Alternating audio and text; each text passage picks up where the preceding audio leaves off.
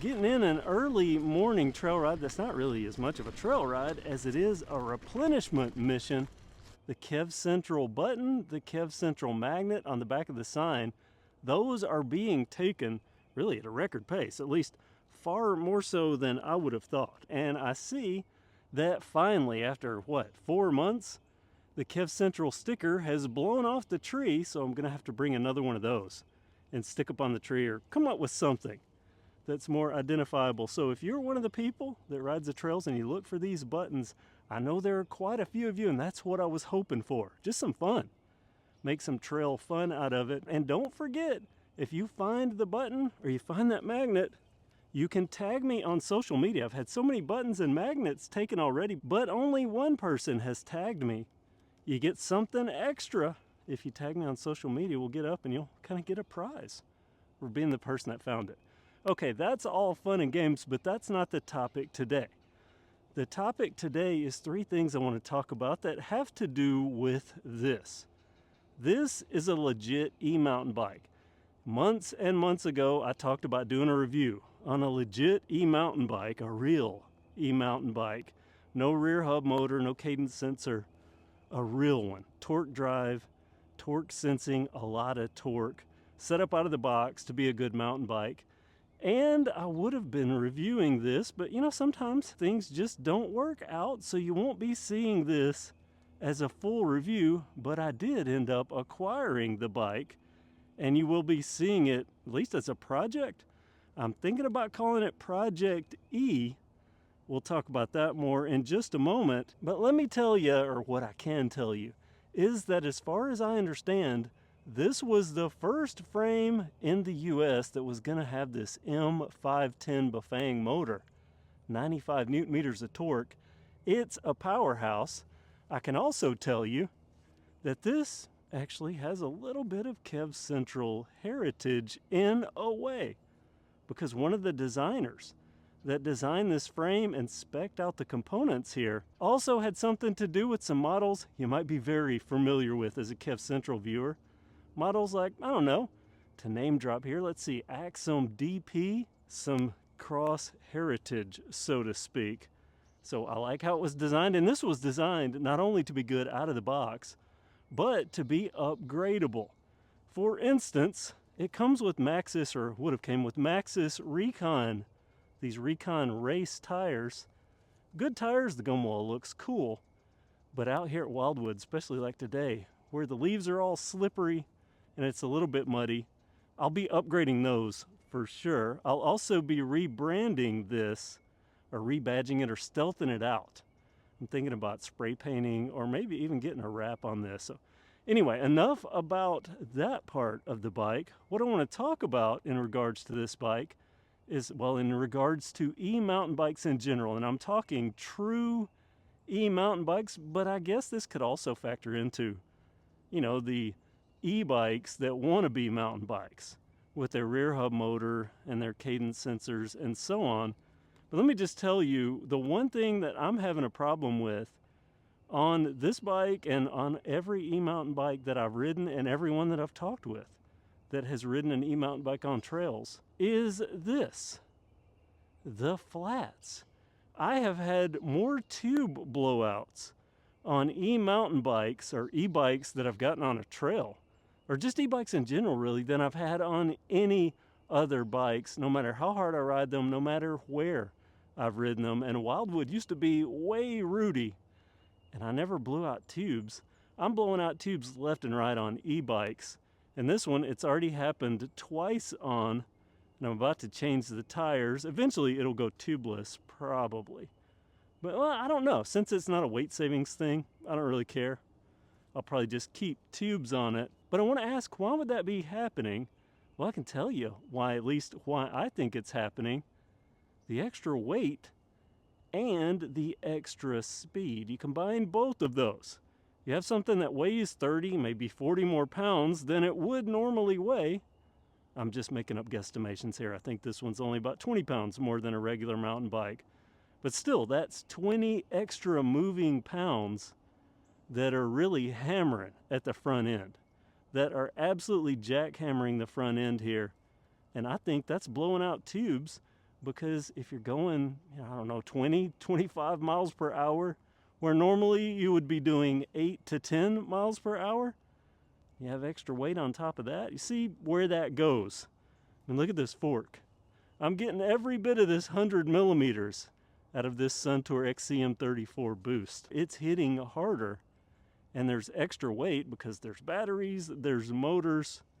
It's just the way it is on e-bikes. So I want to ask you, if you have an e-mountain bike or an e-bike in general, are you having more flats than you've ever had on any other bike? Comment with that, because I'm really, really curious. Tell me, it's not just me, right? That's topic number one. Topic number two goes right along with that. And this is something that's really worrying to me. This bike came out of the box with a Suntour XCM34 boost with 100 millimeters of travel, and, might not know, this fork's upgradable. Did you know that a Suntour XCM34, some of the models are upgradable, and I have the kit to upgrade this to 120 millimeters of travel, which I will be doing. Well, we'll talk about that in a second. But I just want to say, I'm seeing people upgrade, quote, e-mountain bikes. I'm just going to use that as a generic term. Anything you ride on the trail that's electrically powered, that has an electric motor.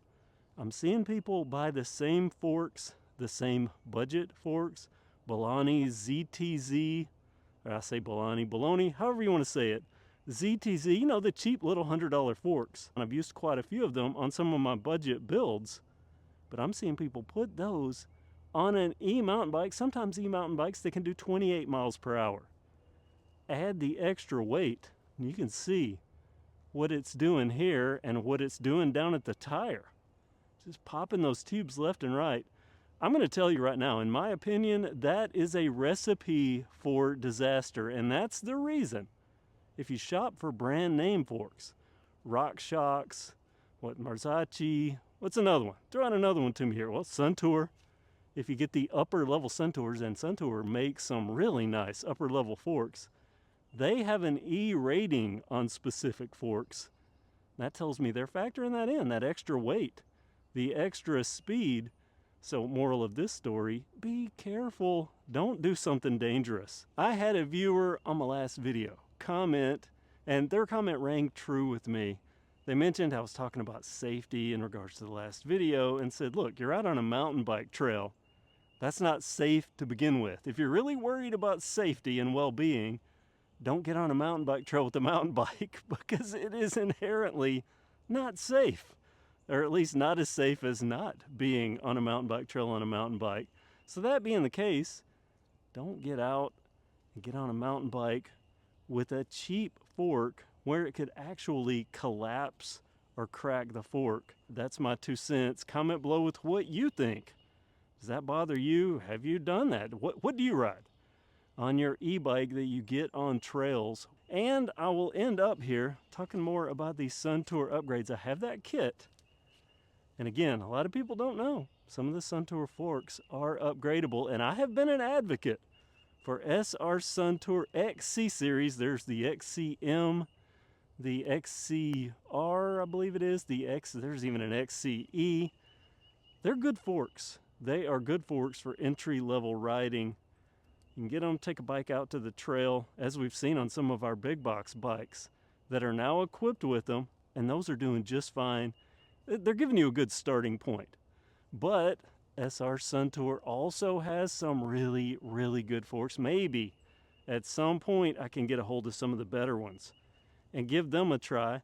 But I want to ask you something in regards to this fork and this bike. I have that upgrade kit. Would you be more interested in seeing an SR Suntour XCM34 boost upgraded to 120 millimeters of travel from 100 and seeing how that does out on the trail? Or should I go straight to the far, far upgraded fork that I have purchased for this bike, specifically for this bike, an e-bike rated fork? Do you want to see that? Do you want to see this boost go from 100 to 120? Or would you rather see a higher end fork put on it? Comment below with that. See, I've got 3 things or 4 things, I think, now for you to comment about. But I really want to know This channel is centered around you. I want to know what you think. I want you to be entertained as well. And I want to show you some new stuff, even when it's stuff that I don't end up reviewing. Just sometimes things don't work out. But I tell you what's going to work out is this is a project bike.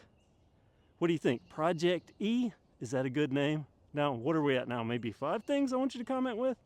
Wow, I should have titled this video, Please Comment. There we go. That's today's rant. If you're out at the trail, look for the magnet. Look for the sticker, or not the sticker. Look for the magnet, look for the button on the tree and on the sign. I have a video I'll link below that tells you exactly where they are. And don't forget to comment with all the other stuff. Thank you so much for watching KevCentral. Check it out of the box. Dropper post equipped out of the box. How cool is this? I can't wait to make this more mine. That's this video. Thanks again. Have a great day.